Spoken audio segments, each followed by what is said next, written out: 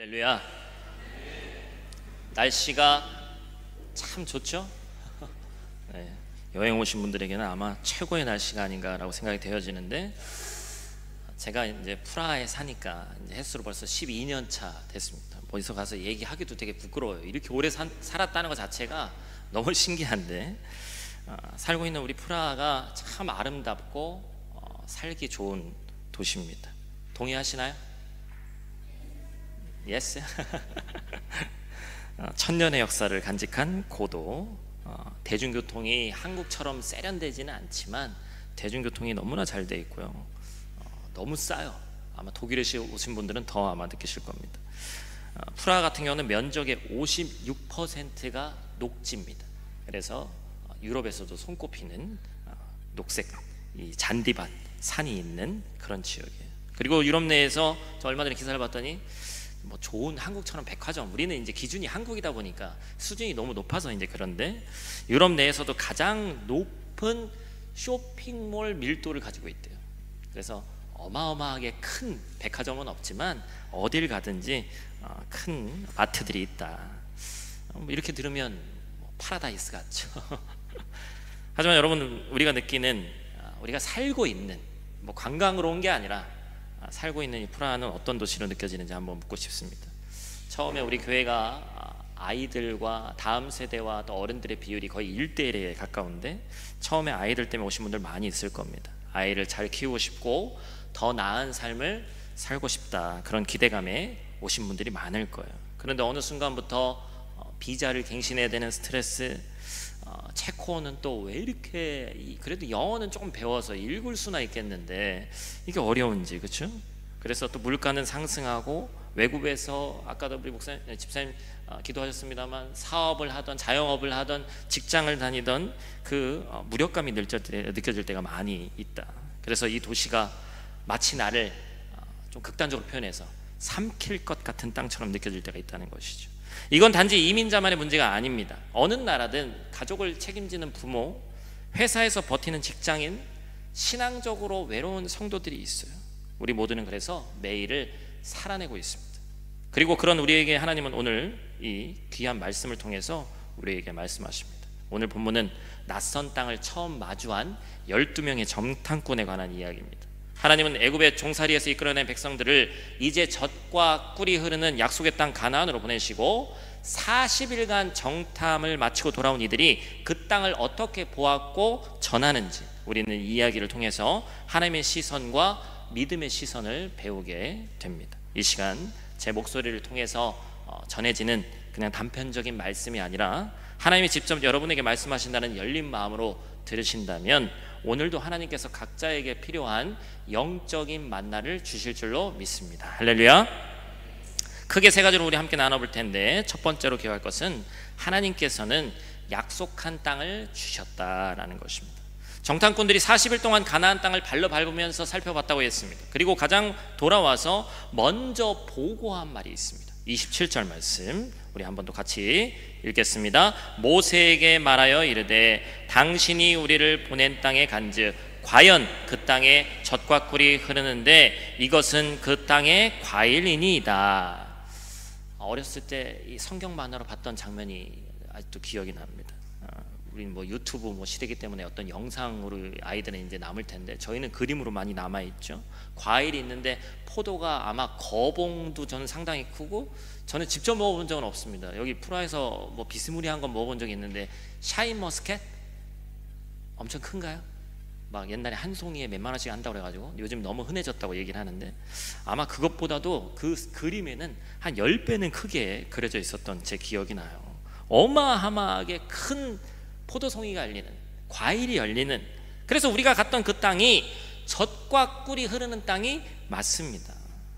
여러분, 이건 단순한 감탄이 아니라 뭐예요? 믿음이 있든 없든 있는 팩트를 얘기하는 거예요. 하나님의 약속이 그대로 이루어졌다. 출애굽기 3장 8절에서 하나님은 불타는 떨기나무 가운데서 모세를 처음 부르시면서 하신 말씀이 있습니다. 8절 말씀 제가 읽어드리겠습니다. 내가 내려가서 그들을 애굽인의 손에서 건져내고 그들을 그 땅에서 인도하여 아름답고 광대한 땅, 젖과 꿀이 흐르는 땅, 곧 가나안 족속, 헷 족속, 아모리 족속, 브리스 족속, 히위 족속, 여부스 족속의 지방에 데려가려 하노라. 즉 하나님의 말씀은 변함이 있어요, 없어요? 변함이 없고 그 말씀이 현실이 되는 순간이었다. 그래서 원어를 잘 보니까 히브리어로 젖과 꿀이 흐르는 땅은 무슨 뜻이냐면 이 젖은 가축이 잘 자란다는 뜻이고 경제적 풍요를 상징합니다. 꿀은 과일이나 대추 야자에서 나오는 단맛으로 자연 자원이 풍부하다는 것을 의미하고 있습니다. 즉 이 표현은 단순히 어떤 시적으로 좋은 땅이다를 얘기하는 것이 아니라 구체적으로 이스라엘 백성들이 경제, 농업, 생태적으로 가서 잘 살 수 있는 곳이다라는 걸 얘기하는 거예요. 중요한 건 이스라엘 백성은 그 땅을 한 번도 본 적이 없었죠.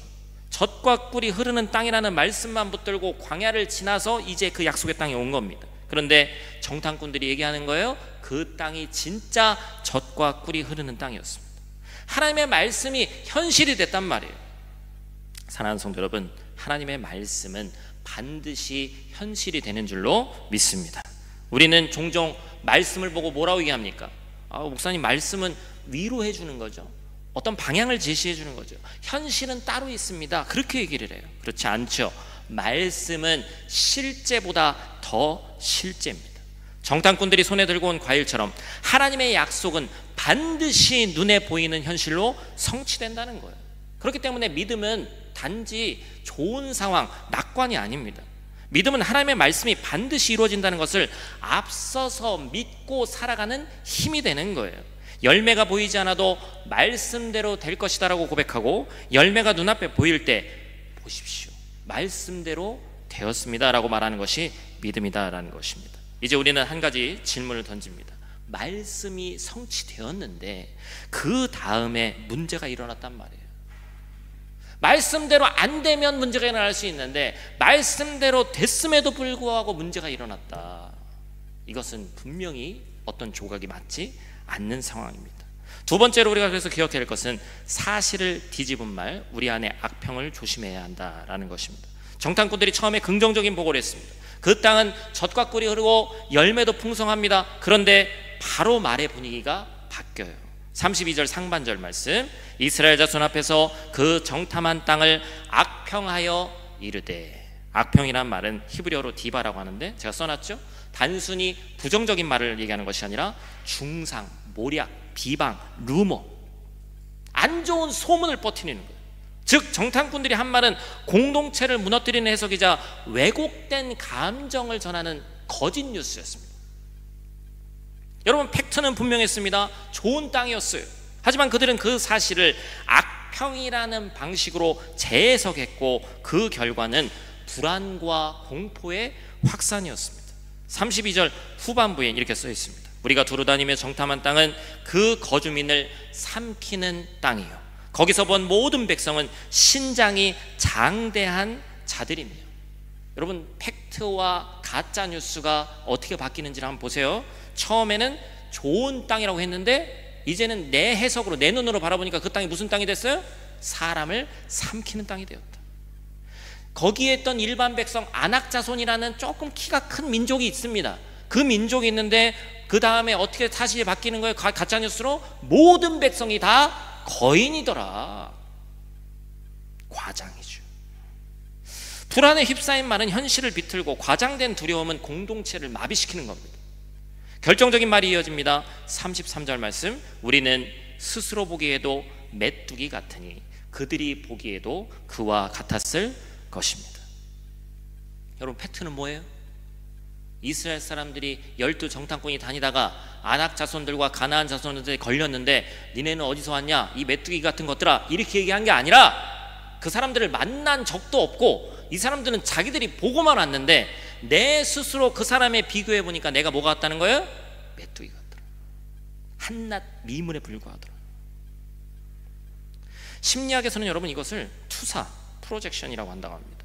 내 안의 두려움과 열등감을 타인도 그렇게 느끼고 있다. 여러분, 하나님은 그들을 메뚜기라 하지 않으셨습니다. 그들이 자기 자신을 그렇게 바라본 거예요. 하나님은 뭐라고 얘기하셨죠? 너희는 내 백성, 내 언약의 자녀라고 부르셨습니다. 그런데 그들이 스스로 우리는 메뚜기입니다 라고 규정한 거예요. 여러분, 문제는 그 땅이 아니었습니다. 땅은 처음부터 젖과 꿀이 흐르는 약속의 땅이었단 말이에요. 하나님의 약속하신 그 땅이 그때 그대로 있었습니다. 하지만 믿음 없이 해석된 마음이 그 땅을 두렵게 보게 했습니다. 사랑하는 성도 여러분, 우리도 마찬가지죠. 이 프라하라는 땅이 하나님이 우리에게 주신 약속의 땅인가? 라는 질문 앞에 여러분 대답할 수 있어야 됩니다. 여러분들 질문할 거예요. 대답을 잘하세요. 여러분에게 하나님께서 프라하 땅을 약속의 땅으로 주셨습니다. 할렐루야. 목사님, 여긴 저 원래 생각했던 데가 아니고 2옵션 3옵션으로 생각한 데라 약속의 땅까지는 아닌 것 같아요 라고 생각하시는 분이 있을 수도 있습니다. 누가 추천하고 우연히 취직이 되고 혹은 따라오게 돼서 이곳에 있는 것이 아닙니다. 하나님이 보내셨기 때문에 이곳에 있는 거예요. 이건 단순한 이민이 아니라 파송이고 미션이고 하나님의 소명, 컬링입니다. 물론 이 설교를 나누고 끝난 후에도 현실은 바뀌지 않습니다. 이 땅엔 한국에서 겪지 않아도 되는 언어 장벽도 있고 행정 절차도 어렵고 외로움도 있습니다. 그러나 중요한 건 그 현실이 아니라 그 현실을 어떻게 해석하느냐에, 하나님 없는 관점은 모든 것을 무섭고 위험하게 만듭니다. 그러나 믿음의 관점은 그 단점마저도 하나님의 계획으로 해석하게 돼 있는 거예요. 여호수아와 갈렙은 다른 10명과 동일하게 그 약속의 땅을 바라봤습니다. 그들도 거인족을 받고 성이 견고하다는 것을 알았습니다. 하지만 그 땅조차 하나님의 약속으로 바라본 거예요. 사랑하는 성도 여러분, 우리가 지금 이 프라하 땅을, 또 내가 살고 있는 땅을 어떻게 해석하느냐가 중요합니다. 하나님이 나를 이 땅에 심으시고 보내셨다는 확신 없이 살아가면 우리는 계속 메뚜기처럼 살 수밖에 없어요. 하지만 하나님, 이 땅이 당신이 나에게 주신 젖과 꿀이 흐르는 땅입니다 라고 고백하는 순간 여러분은 현실을 믿음으로 다시 해석하는 믿음의 정탐꾼이 되는 줄로 믿습니다.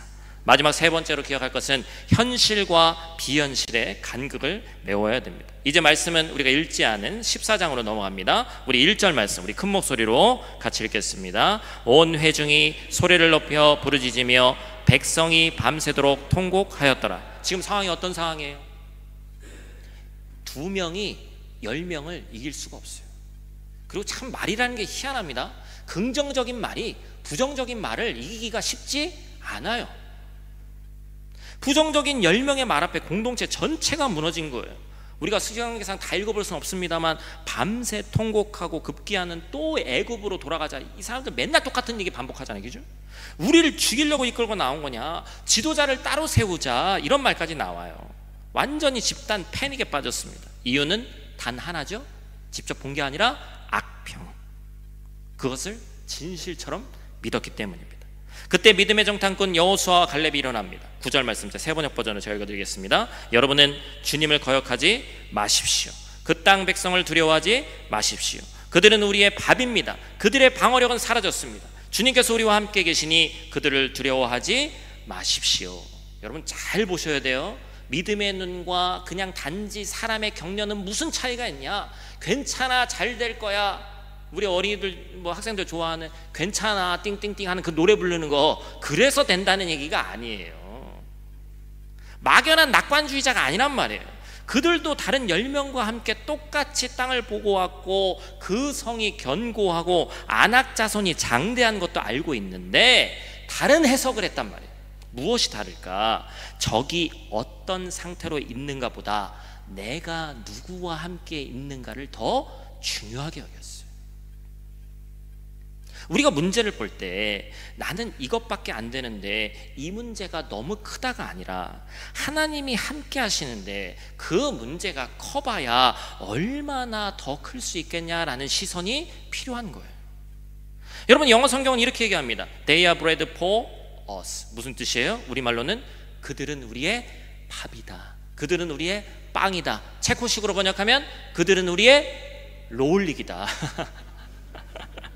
롤릭이 뭔지 모르시는 분들도 있을 텐데 이 사람들, 이 등치 큰 사람들이 먹는 이 길쭉한 빵이 있어요. 처음에 올 때 한 1골은 했나? 그죠? 1골은 한 적 있어요. 지금 한 3골은 가까이 하죠. 많이 올랐어요. 그죠?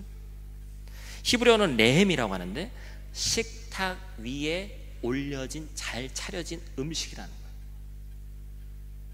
갈렙이 얘기하는 겁니다. 거인이라고요?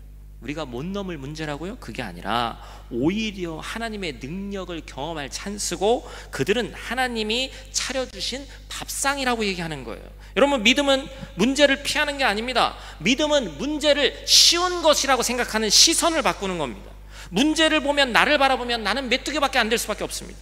그러나 하나님을 바라보면 그 문제는 하나님이 준비하신 잘 차려진 식탁이 된단 말이에요. 여러분, 식탁에는 때때로 딱딱한 반찬도 있습니다. 혀를 깨물 정도로 아픈 순간이 있어요. 너무 맛있게 먹다 보면 혀도 깨물어요, 그죠? 그런데 그 밥상 앞에서 두려워서 밥을 거부하는 바보는 없습니다. 우리가 이 땅에서 살아가면서 만나는 거인 같은 문제들이 있습니다. 비자, 언어, 고립감, 경제적 부담, 이런 문제들 앞에서 믿음은 말합니다. 하나님이 함께 하시니 이것들은, 그 문제들은 우리의 밥입니다. 할렐루야. 우리 어린이들, 우리 청소년들 여기 같이 앉아 있는데 최대한 짧게 하려고 노력을 하는데 막 지금 온몸이 꼬이고 막 고개는 숙여지고 옆에 있는 친구랑 뭔 얘기를 저렇게 하는지 막 너무 좋아 지금. 같이 앉아 있다는 것만으로도 행복해? 저희 유리 같은 경우는 지금 6학년인데 이 형들과 요즘 분위기가 너무 좋아가지고 어른 예배, 이 밑에 있는 예배가 뭐 그렇다는 얘기가 아니라 6학년 정도 되면 뭐라고 느끼겠어요? 저 밑에 있는 건 이제 좀 유치해지는 거예요. 뭔가 좀 형들과 함께 해야 이게 내가 뭔가 하는 것 같고, 지금 그래서 주일날 어른들과 예배 드린다니까 막 기대하고 너무 좋아하는 거예요, 그죠? 말씀이 기대되는 게 아니라, 그죠? 같이 앉아 있는 게 너무 좋은 거예요. 에듀 캠프에서 아이들과 이 영상 자료를 나누면서 흥미로운 반응을 들었습니다. 십계명, 바벨탑, 오순절, 마가의 다락방, 그런 장면을 막 영상 자료로 봤어요.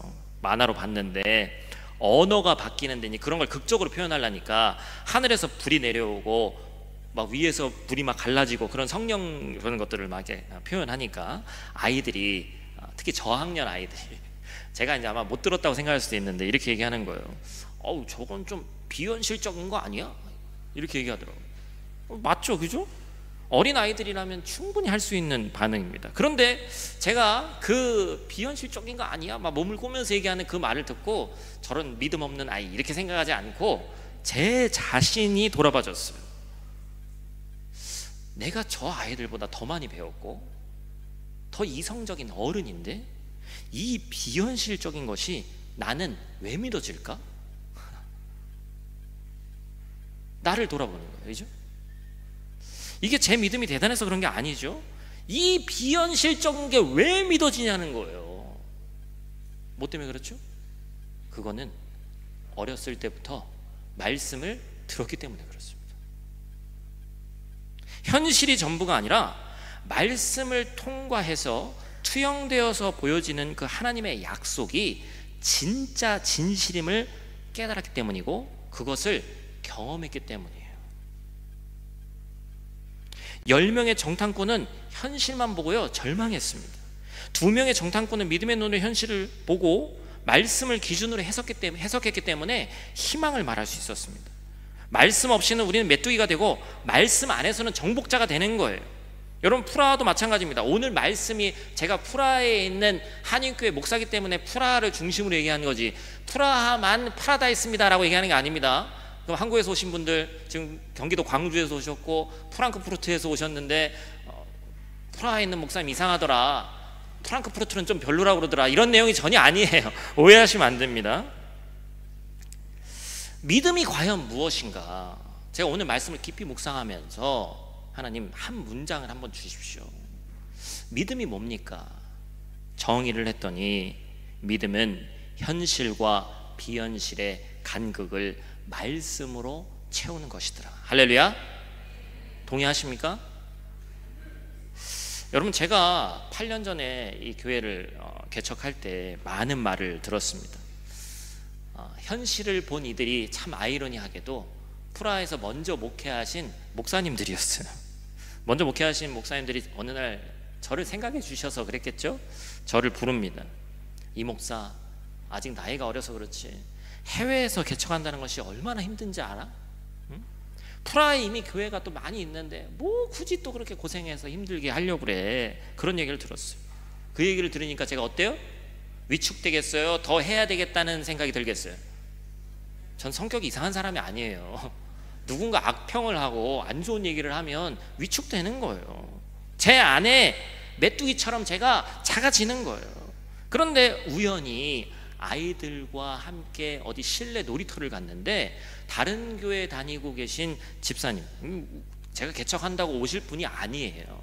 전혀 상관없는 집사님 내입니다. 그분이 있길래 제가 이렇게 제 고민을 그분에게 얘기했어요. 왜냐면 어떤 이해관계가 없으니까. 다른 분들이 보시기엔 어떤가. 그분이 한 얘기가, 아마 그분은 언젠가 다시 만나도 전혀 그 내용을 기억하시지 못할 텐데 이런 얘기를 했습니다. 목사님, 말씀으로 확인하시면 되지 않겠습니까? 저는 다른 교회를 다니지만 프라하에 목사님 교회가 생기면 성도들이 다양한 교회를 선택할 수 있어서 좋다고 생각합니다. 저는 그 얘기를 듣는데 너무 부끄럽더라고요. 교회 개척을 말씀으로 확인하지 않고 사람의 말만 그냥 기웃기웃거리고, 어떤 사람이 좀 공신력 있는 사람이 얘기해서 개척하세요 하면 할 수 있을 것 같고, 어려울걸요 하면 못할 것 같은 그런 마음이 들었던 제 자신이 부끄러운 거예요. 아마 내용을 아시는 분은 아시겠습니다만, 그때 제가 묵상하던 말씀이 바로 사사기 6장 기드온의 이야기였다고 제가 말씀드린 적이 있습니다. 여러분, 기드온이 어떤 사람입니까? 사사라는 이름으로 기록되어 있긴 하지만 겁이 많아서 미디안 사람을 피해서 포도주 틀에 숨어가지고 이 겁쟁이로 처음에 기록이 됩니다. 그런데 6장 12절 말씀에 뭐라고 얘기하는 거예요? 우리 한번 큰 목소리로 한번 같이 읽겠습니다. 여호와의 사자가 기드온에게 나타나 이르되 큰 용사여 여호와께서 너와 함께 계시도다 하매. 아멘. 제가 이 말씀을 읽는데 이 말씀이 다른 사람에게 한 얘기가 아니라, 약 3000년 전에 기드온에게 한 얘기가 아니라 이원희 목사에게 하는 것으로 받아들여진 줄로 믿습니다. 이게 바로 말씀을 나에게 투영하는 거예요. 여러분, 다른 사람 간증 듣는다고 되는 것이 아니라 스스로 반드시 경험해 봐야 됩니다. 내가 읽는 모든 말씀이 다 내 얘기처럼 되는 것은 쉬운 일이 아닙니다. 그런데 그런 순간이 있어요. 그것은 상황, 그리고 그때의 내 심리적 상태, 이 말씀 3요소가 딱 맞아떨어져야 되는데 그때가 딱 그 순간이었어요. 이건 제 평생의 간증거리예요. 누가 뭐라고 해도 이건 변함이 없습니다. 그럼에도 불구하고 믿음이 부족해서 기드온과 똑같이 또 뭔가를 합니다. 6장 후반부에 보니까 기드온이 뭘 얘기하죠? 표징을 보여주십시오. 하나님을 시험하지 말랬는데 그 정도로 급하니까 하나님께 기도하고 마치 하나님을 시험하듯이 저도 똑같이 했습니다. 그런데 하나님도 급하셨는지 인간이 하나님을 시험하는 선을 넘은 행동에도 하나님이 응답하시고 결국 하나님이 이 교회를 세우시고 오늘까지 이끌어 주신 줄로 믿습니다. 여러분, 가장 큰 역할을 한 게 뭐예요? 이원희 목사가 없던 자신감이 갑자기 생겼습니다. 어떤 얘기를 들었더니 막 용기가 났습니다. 악평이 아니라 누구의 좋은 말에 의해서 한번 해볼까라는 생각이 들었습니다. 그게 아니라 가장 큰 역할을 한 것은 사사기 6장 말씀이었습니다. 하나님의 말씀으로 위기를 기회로 만든 사람은 또 하나님의 말씀을 찾습니다. 그러나 세상의 이야기를, 나를 향한 악평, 다른 사람의 이야기로 왔다 갔다 일희일비하는 자들은 그 악평의 수령에서 벗어나질 못하고 잘 차려진 밥상에 불과한 내 상황과 환경을 또 넘어가지 못할, 이기지 못할 시험으로 여기고 또 무너지는 거예요. 사랑하는 성도 여러분, 오늘 우리가 살고 있는 이 땅이 우리에게 젖과 꿀이 흐르는 땅이 될지 아니면 사람을 삼키는 땅이 될지, 그것은 환경이 아니라 말씀을 바라보는 내 안에 믿음에 달려있는 줄로 믿습니다. 우리는 매일매일 정탐꾼처럼 이 땅을 보고 평가합니다. 저도 마찬가지입니다. 제가 목사기 때문에 여러분 앞에 다 터놓고 얘기하지 않아서 그렇지, 저희 아내는 잘 알죠. 어떤 때는 막 기분이 엄청 좋았다가 무슨 얘기 하나 들으면 막 엄청 짜증납니다. 저도 사람인지라. 이제 교회가 그래도 조금 커지니까 어디에 가서, 예전에는 저 혼자만 신경 쓰면 됐는데 이제는 성도 중에 누가 이래서 프라 한마음교회 다니는 사람은 그래라는 소리를 제가 최근에 들었을 때 얼마나 짜증이 났겠어요. 화가 나죠. 자기들은 뭐라고 그렇게 평가를 해요? 그런 생각이 들지 않겠어요? 그런 마음이 든단 말이에요. 이 부정적인 말들, 그 상황을 보고 평가하는 그런 말들, 그것들이 우리 자녀에게, 이웃에게, 공동체 전체에게 영향을 줍니다. 이제 우리는 선택해야 됩니다. 나는 여전히 메뚜기 정신에 머물러다 살 것인가? 아니면 여호수아 갈렙처럼 지금 올라가자, 하나님이 기뻐하시면 능히 이긴다라는 믿음의 정신으로 걸어갈 것인지. 여러분, 믿음은 현실에서 비현실을 보는 것입니다. 현실과 비현실 사이에 그 간극을 메워주는 것이 성경이라고 말씀드렸습니다. 해외에서 살아가는 우리에게 말씀처럼 우리에게 힘이 되는 것은 없습니다. 오늘 이 시간 그 말씀을 통해서 이 땅을 바라보는, 또한 다시 바라보는 믿음의 눈이 우리 안에 활짝 열리기를 주님의 이름으로 간절히 축복합니다.